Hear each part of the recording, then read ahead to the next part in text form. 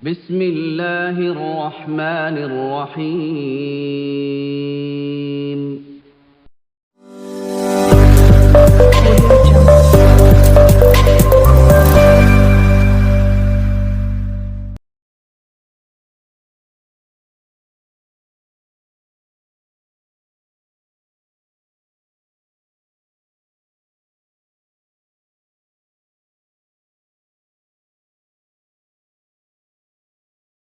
வலைக்கும் வரஹ்மத்துல்லாஹி வபரகாத்து. அல்ஹம்துலில்லாஹ் நஹ்மதுஹு வ நஸ்தஈனுஹு வ நஸ்தக்ஃபிருஹு வ நு'மினு பிஹி வ நதவக்கலு அலைஹி வ நஊது பில்லாஹி மின் ஷுரூரி அன்ஃபுஸினா வ மின் ஸய்யிஆத்தி அஅமாலினா மை யஹ்திஹில்லாஹு ஃபலா முதில்ல லஹு வ மை யுத்லில்ஹு ஃபலா ஹாதிய லஹு ونشهد أن لا إله إلا الله وحده لا شريك له ونشهد أن محمدا عبده ورسوله أرسله بالحق بشيرا ونذيرا وداعيا إلى الله بإذنه وسراجا منيرا أما بعد فقد قال الله تبارك وتعالى في القرآن العظيم وفي الفرقان المجيد إن الدين عند الله الإسلام. وقال نبينا محمد صلى الله عليه وسلم تركت فيكم أمرين لن تضلوا ما تمسكتم بهما كتاب الله وسنة رسول الله أو كما قال عليه الصلاة والسلام. அன்புமிக்கவன் அருள்மிக்கவன் அல்லாஹுவின் திருப்பெயரால் ஆரம்பம் செய்கிறேன். ஸலவாத்தும் சலாமும் சத்திய தூதர் உயிருக்கு உயிரான நம் உயிரை விட மேலான நபிகள் நாயகம் ஸல்லல்லாஹு அலைஹி வஸல்லம் அவர்கள் மீதும் அவர்களை முழுமையாக பின்பற்றி வாழ்ந்த உத்தம சத்திய சஹாபாக்கள், தாபியூன்கள், தபோ தாபியின்கள், நல்லோர்கள், உலக முஸ்லிம்கள், குறிப்பாக இந்த ஜும்மாவிற்கு வருகை தந்திருக்கக்கூடிய நம் அனைவரின் மீதும் எல்லாமல்ல அல்லாஹுவின் அளவிலா அன்பும் இணையிலா கிருபையும் ஸலவாத்தும் சலாமும் ஆஃபியத்தும் என்றென்றும் உண்டாவதாக. ஆரம்பமாக அஞ்சுவதும் அடிபணிவதும் அல்லாஹ் ஒருவனுக்கே என்ற உபதேசத்தை எனக்கும் உங்களுக்கும் வசியத் செய்தவனாகவும் எல்லா சந்தர்ப்பங்களிலேயும் எல்லா நிலைமைகளிலேயும் அல்லாஹ்வாலும் அல்லாஹ்வின் தூதர் நபிகள் நாயகம் ஸல்லல்லாஹு அலைஹி வஸல்லம் அவர்களாலும் எதையெல்லாம் ஹலால் என்று ஆகமாக்கி வைத்திருக்கிறார்களோ அவைகளெல்லாம் எடுத்து நடக்கும்படியும், எதையெல்லாம் ஹராம் என்று தடுத்து வைத்திருக்கிறார்களோ அவைகளை விட்டு தவிர்ந்திருக்கும்படியும் மீண்டும் ஞாபகப்படுத்தியவனாக என்னுடைய ஜும்மாவை ஆரம்பம் செய்கிறேன். அன்பிற்குரிய அல்லாஹ்வின் நல்லடியார்களே, இஸ்லாமிய பெரியவர்களே, சகோதர நண்பர்களே, நம்முடைய இஸ்லாமிய மார்க்கத்தை பொறுத்தளவில் நம்முடைய வாழ்க்கைக்கு தேவையான வழிமுறைகளை, சட்டதிட்டங்களை குர்ஆனிலேயும் நபிகள் நாயகம் ஸல்லல்லாஹு அலைஹி வஸல்லம் அவர்கள் தன்னுடைய வாழ்க்கையிலேயும் நமக்கு சொல்லி தந்திருக்கிறார்கள். அவைகளை எல்லா சந்தர்ப்பங்களிலும் எல்லா சூழ்நிலைகளிலேயும் முழுமையாக நாம் பின்பற்றி வாழ வேண்டும் என்பது நம்முடைய அடிப்படையான கடமை. காலங்கள் மாறிக்கொண்டிருந்தாலும் கூட குர்ஆனிலே இருக்கக்கூடிய எந்த ஒன்றும் மாறப்போவது கிடையாது. அல்லாஹ்வுடைய தூதர் ரசூலுல்லாஹி ஸல்லல்லாஹு அலைஹி வஸல்லமுடைய ஹதீஸ்கள் மாறப்போவது கிடையாது. 1500 ஆண்டுகளுக்கு முன்னால் சொல்லப்பட்ட அதே சட்டதிட்டங்கள் தான் இப்போது மட்டுமல்ல உலகம் அழியக்கூடிய காலம் வரைக்கும் உண்டான ஒன்று. ஆனால் உலகத்திலே நாம் பார்க்கலாம், எத்தனையோ சட்டதிட்டங்கள், எத்தனையோ கொள்கை கோட்பாடுகள், எத்தனையோ மதங்கள் வந்திருக்கின்றன. அவைகளிலே நிரந்தரமாக எந்த ஒன்றும் கிடையாது. காலப்போக்கிலே இல்லாமல் போய்விட்டது, காலப்போக்கிலே மாற்றங்களை சந்தித்திருக்கிறது என்பதெல்லாம் நாம் அறிந்திருக்கக்கூடியதுதான். ஆனால் நம்முடைய இஸ்லாத்தை பொறுத்த அளவில் நமக்கு எல்லாமே தெளிவாக குர்ஆனிலேயும் நபிகள் நாயகம் ஸல்லல்லாஹு அலைஹி வஸல்லமுடைய ஹதீஸிலேயும் சொல்லப்பட்டிருக்கிறது. எனவே அவைகளை நாம் முழுமையான முறையிலே நம்பிக்கை கொண்டு நம்முடைய வாழ்க்கை வழிமுறையாக எடுத்து நடக்க வேண்டும். இந்த காலகட்டத்திற்கு மட்டுமல்ல, கியாமத் நாள் வரையிலும் நமக்கு தேவையான வழிமுறைகள், சட்டதிட்டங்கள் குர்ஆனிலேயும் நபிகள் நாயகம் ஸல்லல்லாஹு அலைஹி வஸல்லமுடைய ஹதீஸிலேயும் இருக்கிறது. அப்படிப்பட்ட ஒரு சிறந்த மார்க்கத்திலே நாம் எல்லாம் முஸ்லீமாக மூமினாக வாழ்ந்து கொண்டிருக்கிறோம். இருந்தாலும் உலக மோகத்திலே, உலகம் சார்ந்த அந்த வாழ்க்கையிலே அவைகளை மறந்து நாம் வாழக்கூடிய ஒரு காலத்திலேயும் வாழ்ந்து கொண்டிருக்கிறோம். அதற்காகத்தான் இந்த செய்தியை உங்களுக்கு ஆரம்பத்திலே ஞாபகப்படுத்துகிறேன். குழந்தை வளர்ப்பு என்பது நம்முடைய மார்க்கத்திலே ஒரு சிறந்த ஒன்றாக சொல்லப்பட்டிருக்கிறது. குழந்தை எப்படி வளர்க்க வேண்டும், அந்த குழந்தைக்கு தேவையான நல்லொழுக்க பயிற்சி எப்படி நாம் போதிக்க வேண்டும்? குர்ஆனிலேயும் நபிகள் நாயகம் ஸல்லல்லாஹு அலைஹி வஸல்லமுடைய ஹதீஸ்லயும் ஏகப்பட்ட செய்திகள் இருக்கிறது. ஆனால் ஒரு துரதிர்ஷ்டமான சூழ்நிலை தெரியுமா? இன்றைக்கு நம்முடைய குழந்தையை நாம் வளர்க்கிறோமா அல்லது வளர்கிறார்களா என்று யோசிக்கணும். இன்னைக்குள்ள காலகட்டத்தில் நம்முடைய வீட்டில் இருக்கக்கூடிய குழந்தைகள், ஆண் குழந்தையா இருக்கலாம், பெண் குழந்தையா இருக்கலாம், பேர குழந்தையாக கூட இருக்கலாம், அந்த குழந்தையை நாம் வளர்க்கிறோமா அல்லது வளர்கிறார்களா என்று பார்த்தால் விதிவிலக்காக சிலர்கள் இருக்கலாம். பெரும்பான்மையான மக்களுடைய அந்த பழக்க வழக்கங்கள் என்ன என்றால் வளர்கிறார்கள், வளர்க்கவில்லை. அதைத்தான் இந்த ஜும்மா உரையில சில விஷயங்களை தெரிந்து கொள்ள இருக்கிறோம். எப்படி வளர்கிறார்கள்? அவர்கள் இஷ்டம் போல வாழ்கிறார்கள். அந்த வீட்டில் இருக்கக்கூடிய பெற்றோர்கள், வீட்டில் இருக்கக்கூடிய பெரியவர்கள் அந்த குழந்தைக்கு தேவையான நல்ல பழக்க வழக்கங்கள், கெட்ட பழக்க வழக்கங்கள் என்ன என்பதை போதிக்க மறந்து வாழக்கூடிய காலத்திலே வாழி. நமக்கெல்லாம் நன்றாக தெரியும், நம்முடைய அனுபவத்தில் அதையெல்லாம் பார்த்திருக்கலாம். இங்க இருக்கக்கூடிய அந்த 40 வயது 50 வயது 60 வயதை கடந்தவர்களுக்கு அது தெரிந்திருக்கக்கூடிய வாய்ப்பு இருக்கிறது. நம்முடைய வீட்டில் இருக்கக்கூடிய நம்முடைய முன்னோர்கள் ஒரு 30-40 வருடத்துக்கு முன்னால் வாழ்ந்தவர்கள் குழந்தைகளுக்கு நல்ல போதனைகளை சொல்லிக் கொடுத்தார்கள், இஸ்லாமிய போதனைகளை சொல்லிக் கொடுத்தார்கள். சாப்பிடக்கூடிய நேரத்தில் பிஸ்மில்லா என்று சொல்லி சாப்பிட வேண்டும். சாப்பிடக்கூடிய நேரத்தில் அந்த உணவு கீழே விழுந்து விட்டால் அதை சுத்தம் செய்து சாப்பிட வேண்டும். வலது கையால் சாப்பிட வேண்டும், இடது கையால் சாப்பிடக்கூடாது. எந்த ஒரு பொருளை கொடுத்தால் வலது கையால் கொடுக்க வேண்டும், இடது கையால் கொடுக்க கூடாது. அப்படி அந்த குழந்தைகள் தெரியாமல் இடது கையால் கொடுக்கிற போது வீட்டில் இருக்கக்கூடிய பெரியவர்கள் அதை தடுப்பார்கள். இடது கையால் கொடுக்க கூடாது, இடது கையால் சாப்பிடக்கூடாது, வலது கையால் தான் சாப்பிட வேண்டும், வலது கையால் தான் எதையும் கொடுக்க வேண்டும் என்று அந்த குழந்தைகளுக்கு போதித்தார்கள். இப்ப அது இல்லையே. இருக்கக்கூடியவர்கள் கொஞ்சம் யோசிக்க வேண்டும், அது கேட்டுக்கொண்டிருக்கக்கூடியவர்கள் யோசிக்க வேண்டும். நம்முடைய வீட்டில் இருக்கக்கூடிய நம்முடைய குழந்தைகளுக்கு, நம்முடைய பேர குழந்தைகளுக்கு ஏதாவது தவறு செய்கிற போது, குழந்தை என்றால் தவறு செய்யத்தான் செய்வார்கள், அவர்களுக்கு எதுவுமே தெரியாது. அந்த தவறை நாம் பார்க்கிற போது இதை செய்யக்கூடாது என்று நாம் சொல்லி அவர்களை திருத்தி இருக்கிறோமா அல்லது நல்ல போதனையை செய்திருக்கிறோமா என்று யோசிக்க வேண்டும். இல்லை என்றால் இன்ஷா அல்லாஹ் அதை மாற்றிக்கொள்ள வேண்டும். சரி, இப்படிப்பட்ட இந்த கால சூழ்நிலையில நாம் வாழ்கிற போது நம்முடைய அடுத்த தலைமுறையினர்கள் என்ன ஆவார்கள், ஏது ஆவார்கள், அவருடைய நிலைமை என்ன ஆகும் என்பதை குறித்து யோசிக்க வேண்டும்.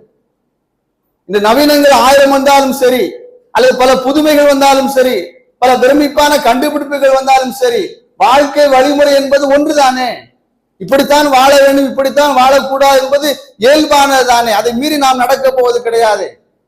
அப்ப நாம் அதை மீறி நடக்கிற போது அதனால் பல்வேறு விதமான பாதிப்புகளை நாம் சந்தித்துக் கொண்டிருக்கிறோம். சமூகம் நமக்கு அதை உணர்த்தி கொண்டிருக்கிறது. ஒரு வாரத்திற்கு முன்னால் திருத்தணி என்கிற அந்த பகுதியிலே ஒரு 4 சிறுவர்கள், அவர்கள் சிறுவர் என்று சொல்லுகிறார்கள், 17 வயதுக்குள்ளே தான் இருக்கிறார்கள், போதை பழக்கத்தை மேற்கொண்டு ரயிலிலே பயணம் செய்த வடநாட்டுக்கார ஒருவரை ரீல்ஸ் மோகத்தின் காரணமாக பல்வேறு விதமான காயங்களை ஏற்படுத்தி கத்தியால், அதெல்லாம் நம்ம பார்த்திருக்கலாம். அப்படியே அந்த ரீல்ஸ் அந்த காட்சி வருகிறது.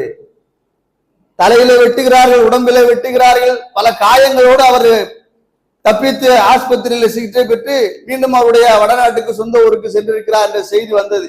இப்ப சமீபத்தில் 1 வாரத்துக்கு முன்னால் நடந்தது. ரீல்ஸ் மோகத்திலே என்ன செய்கிறோம் என்பது தெரியாத அளவிற்கு யார் நம்மை கேட்டு விட போகிறார், யார் நம்ம என்ன செய்து விட போகிறார், யார் என்ன செய்து விட முடியும் என்ற அந்த எண்ணத்திலே வடநாட்டுக்காரரை கடுமையான முறையில தாக்கி பல்வேறு விதமான காயங்களை ஏற்படுத்திய செய்தி அதிகமாக மீடியாக்களிலே பேசப்பட்டது. அதிலே சொல்லப்பட்ட அந்த கருத்துக்களை நாம் சுருக்கமாக சொல்ல வேண்டும் என்றால், இப்படிப்பட்டவர்களை எப்படி தண்டிக்க வேண்டும், இப்படிப்பட்டவர்களை எப்படி தண்டிக்க வேண்டும். அரபு நாடுகளிலே தண்டனை கொடுப்பதை போல தண்டனை கொடுக்க வேண்டும். இதுதான் பல சந்தர்ப்பங்களிலே பல சூழ்நிலைகளிலே சொல்லப்பட்ட கருத்து. யாராவது கடுமையான முறையில தாக்கப்பட்டால், யாராவது பல்வேறு விதமான நெருக்கடிகள் உள்ளாக்கப்பட்டால், கொலை கொள்ளை களவு போன்ற பல்வேறு விதமான அந்த பாதிப்புக்கு உள்ளாக்கப்பட்டால், பாதிக்கப்பட்டவர்களுடைய இடத்துல இருந்து பொதுமக்கள் சொல்லக்கூடிய கருத்து என்ன தெரியுமா? வெளிநாடுகளிலே அரபு நாடுகளிலே கொடுக்கப்படக்கூடிய தண்டனை போல கொடுக்க வேண்டும். அதான் உண்மையும் கூட. இன்று சில மக்கள் சொல்லுகிறார்கள், அப்படி அல்ல இப்படி அல்ல, அதை செய்யக்கூடாது இதை செய்யக்கூடாது என்று. பாதிக்கப்பட்ட நபர் ஒருவர் அந்த இடத்துல இருக்கிற போது அவர் சொல்லக்கூடிய அந்த சட்டம்தான் குரானிலையும் நபிகள் நாயகம் ஸல்லல்லாஹு அலைஹி வஸல்லம் ஹதீஸ்லையும் சொல்லப்பட்டிருக்கிறது. அதுதான் உண்மையும் கூட. எனக்கு ஒரு பாதிப்பு ஏற்படுகிறது, எனக்கு ஒரு சிரமம் ஏற்படுகிறது, நான் என்னுடைய காசு பணத்தை சேர்த்து வைத்திருக்கேன், ஒருவர் திருடி சென்று விட்டார், அல்லது என்னுடைய வீட்டில் இருக்கக்கூடிய ஒருவருக்கு பல்வேறு விதமான கஷ்ட நஷ்டங்களை கொடுக்கிறார், ஒரு பெண்ணுக்கு ஒரு பாலியல் துன்பத்தை கொடுக்கிறார் என்று வைத்துக் கொள்வோம். அப்படித்தான் சொன்னால் புரியும் என்று நினைக்கிறேன். என்னுடைய வீட்டில் இருக்கக்கூடிய ஒருவருக்கு ஒரு பெண்ணுக்கு பாலியல் துன்பத்தை தொல்லையை கொடுக்கிறார். பார்த்து கொண்டு சும்மா இருப்போமா, அல்லது சட்டம் அவருடைய கடமையை செய்யட்டும் என்று சொல்வோமா? தடுப்பதற்கு, அவரை அடிப்பதற்கு, அவரை தாக்குவதற்கு முழு முயற்சியில் ஈடுபடத்தானே செய்யும். இதைத்தான் நம்முடைய குர்ஆனும் நபிகள் நாயகம் ஸல்லல்லாஹு அலைஹி வஸல்லம் ஹதீஸும் சொல்கிறது. அந்த 4 சிறுவர்கள் என்று சொல்கிறார்கள், அவர்களை சீர்திருத்த பள்ளியிலே சேர்க்க வேண்டுமா? சீர்திருத்த பள்ளியிலே சேர்த்தால் சரியாகி விடுமா? அந்த போட்டோ காட்சிகளை பார்த்தாலே நமக்கு அந்த அளவிற்கு அது வெறுப்பையும் கோபத்தையும் ஏற்படுத்துகிறது. ஒருவரை அடிக்கிறார், தாக்கிறார், எந்த ஒரு குற்றம் செய்யவில்லை, எந்த தவறும் செய்யவில்லை, அடிப்பதற்கு ஆயுதங்களால் தாக்குவதற்கு என்ன இருக்கிறது? அவரை சீர்திருத்த பள்ளியிலே சேர்த்தால் சரியாகிவிடும். அங்கே இருந்து விட்டால் சரியாகி விடுமா? கடுமையான அப்போதான் சொல்லுகிறார்கள், இவர்களுக்கு கடுமையான தண்டனை கொடுக்க வேண்டும். அந்த பொதுமக்களுடைய கருத்து அது. இப்படிப்பட்டவர்களை சும்மா விடக்கூடாது. சூரத்து நூர் என்கிற அத்தியாயத்தை எடுத்து நீங்கள் படித்து பார்க்க வேண்டும். இன்ஷா அல்லாஹ் 24வது சூரா குர்ஆனில வருகிறது.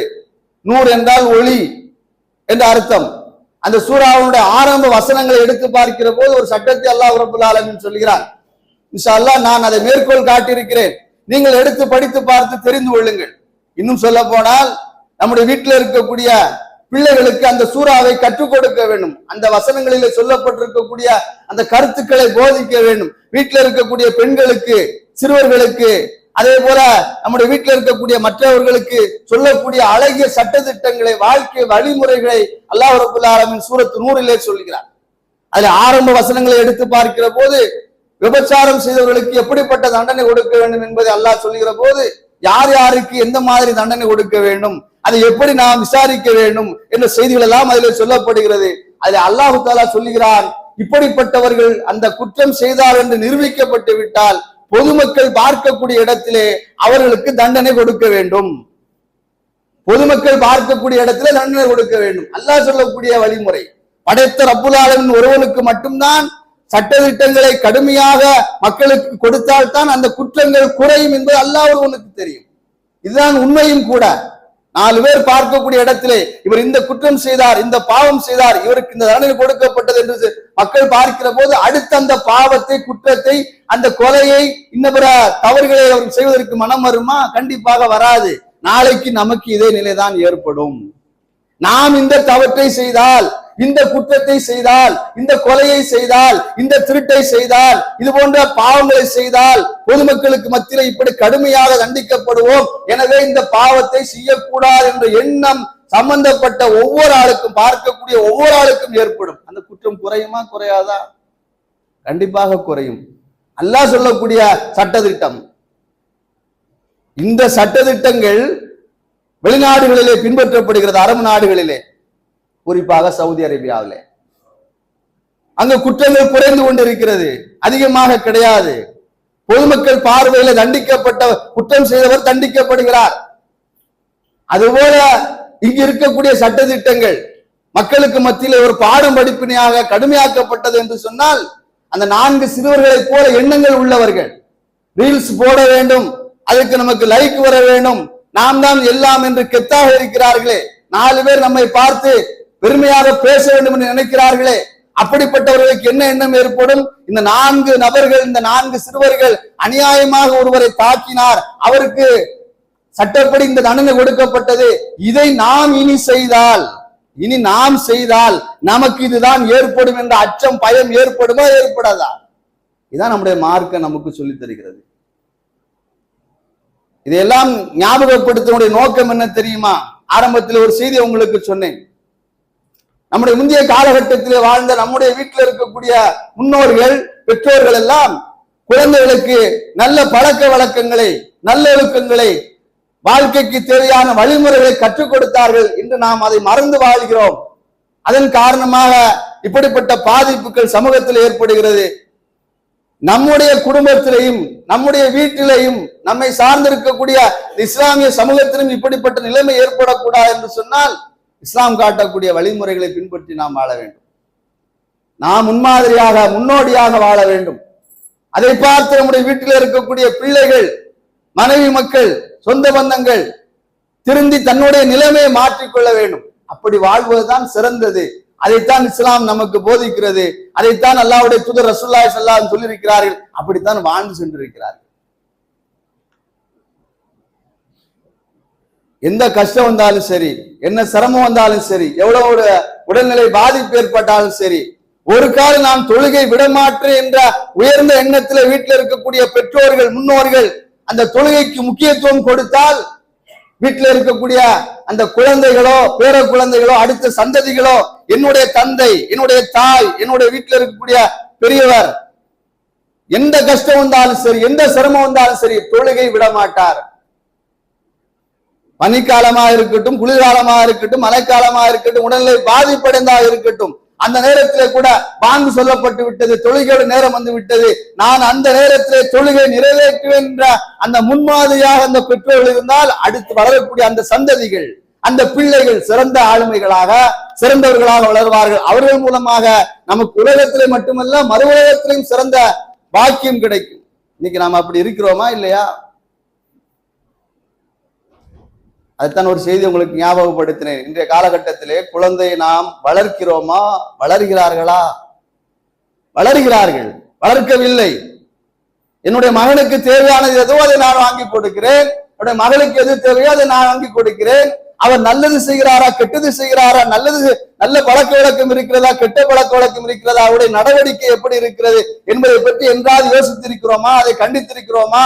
தவறு இது என்று நாம் போதித்திருக்கிறோமா? அதை தடுத்திருக்கிறோமா என்றால் ரொம்ப ரொம்ப குறைவாக சிலர்கள் இருக்கிறான். அதிகமான மக்களுடைய நிலைப்பாடு, எண்ணங்கள், சிந்தனைகள் எப்படி இருக்கிறது? ஏதோ போகட்டும், நமக்கு என்ன என்று யதார்த்தமாக வாழ்ந்து கொண்டிருக்கிறோம். அதன் காரணமாக உலகத்திலே மட்டுமல்ல, நாளைக்கு மறு உலகத்திலே நமக்கு பல்வேறு விதமான பாதிப்புகள், கேள்வி கணக்குகள் உண்டு. பிரபலமான ஒரு நபிமொழிதான், நமக்கெல்லாம் நன்கு தெரிந்திருக்கக்கூடியதான். குல்லுக்கும் ராயினும் குல்லுக்கும் மஸ்ஊலன் ராயத்தி. ஒவ்வொருவரும் பொறுப்பாளர்கள். இந்த சமூகத்திலே முஸ்லிமாக இருக்கக்கூடிய ஒவ்வொருவரும் பொறுப்பாளர். ஒரு குடும்பத்திலே தலைவர், கணவர் இருக்கிறாரா, தந்தை இருக்கிறாரா, அவர் அந்த குடும்பத்துக்கு பொறுப்பாளர். மனைவியுடைய நடவடிக்கைகளை குறித்து மறுமையில விசாரிக்கப்படுவார். பிள்ளைகளுடைய நடவடிக்கை குறித்து மறுமையில விசாரிக்கப்படுவார். குடும்பத்தை நல்ல முறையில வளர்த்தாரா என்பதை குறித்து விசாரிக்கப்படுவார் என்பதை அல்லாஹ்வுடைய தூதர் ரசூலுல்லாஹி ஸல்லல்லாஹு அலைஹி வஸல்லம் அவர்கள் தெளிவாக நமக்கு சொல்லியிருக்கிறார்கள். இது போல ஒவ்வொருவரும் ஒரு பொறுப்பாளர்கள். அந்த பொறுப்பை சரியாக நிறைவேற்றினார்களா? இல்லை என்றால் அதற்கு விசாரணை உண்டு. உலகத்துல எப்படி வேணுமானாலும் வாழலாம், யாரும் கேட்க முடியாது, அதான் உண்மையும் கூட. ஆனால் மறுமையிலே அல்லாஹ்வுக்கு முன்னால் நிற்கிற போது அல்லாஹ் கண்டிப்பாக கேட்பான். அப்போ நாம் தப்பிக்க முடியாது. உலகத்திலே தப்பித்து விடலாம், ஏமாத்தி விடலாம், இல்லை என்று சாதித்து விடலாம், ஆயிரம் காரணங்களை சொல்லலாம். என்ன யார் கேட்பார் என்ற அந்த எண்ணத்தோடு பேசலாம். அது சாத்தியம்தான், அது நடக்கத்தான் செய்யும். மறுமையில் அல்லாஹ்வுக்கு முன்னால் நிற்கிற போது ஒரு வார்த்தை பேச முடியுமா? அப்போ ஒவ்வொருவரும் பொறுப்பாளர்களாக இருக்கிறார்கள். இந்த பொறுப்பை குறித்து விசாரிக்கப்படுவார்கள். அல்லாஹ்வுடைய தூதர் ரசூலுல்லாஹி ஸல்லல்லாஹு அலைஹி வஸல்லம் சொன்ன ஒரு ஹதீஸ், நாளைக்கு ஒரு 3 நபர்கள் அல்லாஹ் தஆலா ஏறெடுத்து பார்க்க மாட்டான், அவரிடத்திலே பேச மாட்டான். அல்லாஹ்வுடைய அருள்பார்வை அவருக்கு கிடைக்காது. அல்லாஹ் கோபப்படுவான் என்ற அர்த்தம் அதற்கு. 3 நபர்களை அல்லாஹ் பார்க்க மாட்டான். ஆணை போல பெண்ணும், பெண்ணை போல ஆணும் ஆடை அணியக்கூடியவர்கள். ஒரு ஆண் எப்படி ஆணை அடிகிறாரோ அது போல ஒரு பெண் அணிவார். இந்த காலத்தில் அதற்கு விளக்கங்கள் சொல்ல தேவையே கிடையாது. ஆண் தான் பேண்ட் டீ ஷர்ட் எல்லாம் போடுவார். இன்று அது பெண்கள் சர்வசாதாரணமாக போடுகிறார்கள். அது பெண்களுடைய ஆடை கிடையாது. இது தெளிவான ஒன்றுதானே. இது கலாச்சாரம், இது ஃபேஷன், இது நவீன உலகத்தில் இது செய்யலாம் என்று சொல்வர்கள் சொல்லி போகட்டும், அது நமக்கு தேவை கிடையாது. நாம் முஸ்லீமாக மூமினாக வாழ்கிறோம், இப்படித்தான் வாழ வேண்டும், இப்படி வாழக்கூடாது என்பதற்கு குர்ஆனுடைய போதனை இருக்கிறது, ரசூலுல்லாஹ்வுடைய ஹதீஸ் இருக்கிறது, இன்னொருடைய வாழ்க்கை வழிமுறை இருக்கிறது, எல்லாமே இருக்கிறது. ரசூலுல்லாஹி ஸல்லல்லாஹு அலைஹி வஸல்லம் சொல்கிறார்கள், ஆணை போல பெண்ணும் பெண்ணை போல ஆணும் இருப்பார்கள். அந்த ஆடை விஷயத்திலே இந்த ஆடை கலாச்சாரம் அப்படியே மாறிவிடும். பெண்கள் என்றால் முடியை கூந்தல் வளர்ப்பது இயல்பானது. ஆனால் இன்று எப்படி இருக்கிறது? ஆண்களை போல முடிய வைத்துக் கொண்டு ஆண்களை போல ஆடை அணிந்து கொண்டு சர்வசாதாரணமாக பெண்கள் போகிறார்கள். இப்படிப்பட்டவர்கள் ஒரு முஸ்லீம் செய்தால், ஒரு முஸ்லீம் பெண்மணி அப்படி இருந்தால் நாளைக்கு மறுமையில் அல்லாஹ்வுடைய பார்வை அவருக்கு கிடைக்காது. இரண்டாவது சொன்னார்கள் தயூஸ். தயூஸ் என்று சொன்னால் குடும்பத்தை பற்றி எந்த விதமான சிந்தனையும் இல்லாமல், எந்த விதமான கவலையும் இல்லாமல் இயல்பாக அந்த மனிதன் வாழ்ந்து கொண்டிருப்பான். வீட்டுக்கு தேவையான சாமான் வேணுமா, பொருட்கள் வேணுமா, அரிசி வேணுமா, பருப்பு வேணுமா, கறி வேணுமா, அது வேணுமா, இது வேணுமா, இந்த தருகிறேன் காசு, இந்த வாங்கிக்கொள் என்று அதை பார்ப்பார். மனைவி என்ன செய்கிறார், பிள்ளை என்ன செய்கிறார், மகன் என்ன செய்கிறார், மகள் என்ன செய்கிறார், எங்கே போகிறார், எங்கே வருகிறார், எப்படி இருக்கிறார், அவள் செய்வது சரியா தவறா, இஸ்லாமிய வாழ்க்கை வழிமுறைப்படி வாழ்கிறாரா, தொழுகிறாரா, ஹலால் ஹராம் பேணுகிறாரா, எதை பற்றியுமே அவர் கவலைப்பட மாட்டார். இவர்தான் தய்யூஸ். இவரை அல்லாஹ் நாளை மறுமையில் அல்லாஹ் ஏறெடுத்து பார்க்க மாட்டான். அந்த லிஸ்ட்ல நாம் இருக்கிறோமா என்று நமக்கு நாமே சுய பரிசோதனை செய்து பார்க்க வேண்டும். என்னுடைய குடும்பத்தை நான் கண்காணிக்கிறேனா, என்னுடைய மனைவியை நான் கண்காணிக்கிறேனா, என்னுடைய பிள்ளைகளை நான் கண்காணிக்கிறேனா, அந்த பொறுப்பிலே நான் இருக்கிறேனே, நாளைக்கு மறுமையில் அல்லாஹ் இதை குறித்து விசாரிப்பானே என்று அதை குறித்து நாம் யோசிக்கிறோமா, அல்லது அதை பற்றி நாம் சுய பரிசோதனை செய்து பார்த்திருக்கிறோமா? இல்லை என்றால் இனி மாற வேண்டும், இனி இருக்க வேண்டும். அதற்காகத்தான் இந்த செய்தி ஞாபகப்படுத்துகிறேன். அடுத்து மூன்றாவதாக யார் என்று சொன்னால் பெருமை அடிக்கக்கூடியவர். உலகத்திலே பெருமை அடிக்கக்கூடியவர். நான் தான் எல்லாம். இந்த வார்த்தையை ஒரு முஸ்லீம் ஆணும் சொல்லக்கூடாது, பெண்ணும் சொல்லக்கூடாது. நான் தான் எல்லாம் என்று யார் சொல்லக்கூடாது. நான் தான் என்று சொல்வதற்கு உலகத்திலே மட்டுமல்ல மறுமையிலேயும் சிறந்த நபர் என்றால் அல்லாஹ் ஒருவன் மட்டும்தான். அல்லாஹ் அதைத்தான் சொல்லுகிறான். பெருமை எனக்குரிய ஆடை, அது உங்களுக்கு அந்த அதிகாரத்தை கொடுக்கவில்லை. ஒருவர் பெருமை அடித்து பேசுகிறாரா, பெருமையாக நடக்கிறாரா, ஆடம்பரமாக ஆணவமாக கர்வமாக நடக்கிறாரா, இதெல்லாம் இந்த பெருமையினுடைய அடையாளங்களிலே உள்ள ஒன்று. இப்படிப்பட்டவரை நாளை மறுமையில் அல்லாஹ் ஏறெடுத்து பார்க்க மாட்டான். அன்பிற்குரிய அல்லாஹ்வின் அடியார்களே, குடும்பத்தினுடைய அந்த கண்காணிப்பு நமக்கு அவசியமானது. குறிப்பாக இந்த காலகட்டத்திலே நம்முடைய பிள்ளைகளை கண்காணிக்கக்கூடிய கடமையும் பொறுப்பும் நமக்கு இருக்கிறது. பிள்ளைகளை நாம் வளர்க்கிறோமா, வளர்கிறார்களா? வளர்க்கவில்லை என்பதை ஏற்றுக்கொண்டுதான் ஆக வேண்டும். வளர்ப்போம். அவர்களாக வளர்ந்து போகட்டும், படிப்பது படிக்கட்டும், எப்போது வெளியே போனாலும் எப்போது வீட்டுக்கு வந்தாலும் பரவாயில்லை என்பது அல்ல. வீட்டுக்கு வெளியே போய்விட்டு வீட்டுக்கு வரக்கூடிய நேரத்தில் தாமதமாக வருகிறார்களா? ஏன் தாமதம், எதற்கு தாமதம், எங்கே போனா, என்ன செய்தாய், தொழுதாயா என்றாவது நாம் நம்முடைய பிள்ளைகளை கேட்டிருக்கிறோமா? கேட்கவில்லை என்றால் கேளுங்கள். கேட்டால் உலகத்திலே மட்டுமல்ல மறுமையில் நமக்கு நல்லதாக இருக்கும். அந்த சந்ததி, அந்த பாரம்பரியம் சிறந்ததாக இருக்கும். இல்லை என்றால் வருங்காலங்களில் இன்னும் பல விதமான நெருக்கடிகளை, கஷ்டங்களை நாம் சந்திக்க நேரிடும். அல்லாஹ் பாதுகாக்க வேண்டும். வீட்டில சாப்பிடுகிறோம், நம்ம வீட்டில் நம்ம சாப்பிடுறோம். சாப்பிடக்கூடிய நேரத்துல அந்த உணவுல, சோறுல அல்லது ஆணத்துல, அது குழம்புல உப்போ உரப்போ அதிகமாக இருந்தால் மனைவியை பார்த்து கேட்கிறோம், இன்னும் உப்பு அதிகமா இருக்கு ஆணத்துல, சோறுலயும் உப்பு அதிகமா இருக்கு, உப்பியா இல்லை என்று கேட்கிறோம். கேட்கிறோமா இல்லையா? கேட்டிருந்தால் நாம் சாப்பிடக்கூடிய உணவை நாம் ருசித்து சாப்பிடுகிறோம் என்று அர்த்தம். ஏன் உப்பு அதிகமாக இருக்கிறது, ஏன் உரப்பாக இருக்கிறது என்று நாம் கேட்கிறோம். மனைவியை பார்த்து இன்னைக்கு ஃபஜ்ர் தொழுதியா, இன்னைக்கு லுஹர் தொழுதியா, இன்னைக்கு அஸ்ர் தொழுதியா கேட்க வேண்டும். இதுதான் இஸ்லாமிய வாழ்க்கை வழிமுறை. அது ஃபர்லு, கடமை, அவசியம், கட்டாயம். யாரும் அதுல தப்பிக்க முடியாது. நானா இருந்தாலும் சரி, நீங்களா இருந்தாலும் சரி, கேட்கக்கூடிய யாராக இருந்தாலும் சரி, யாரும் தப்பிக்க முடியாது. ஒரு உணவிலே ஒரு பொருள் கூடிவிட்டால், உப்பு உரப்பு கூடிவிட்டால் ஏன் இப்படி என்று கோபப்படுகிறோம்? தொலைவில்லை என்று கோபப்பட்டிருக்கிறோமா? இல்லையே. என்ன இஸ்லாமிய வாழ்க்கை வழிமுறை நாம் வாழ்கிறோம்? அப்ப பேருக்காக, ஊருக்காக, மக்களுக்காக, அவருக்காக, இவருக்காக நான் முஸ்லீமாக வாழ்கிறேன் என்பதா? உலக வாழ்க்கை நமக்கு நிரந்தரம் கிடையாது.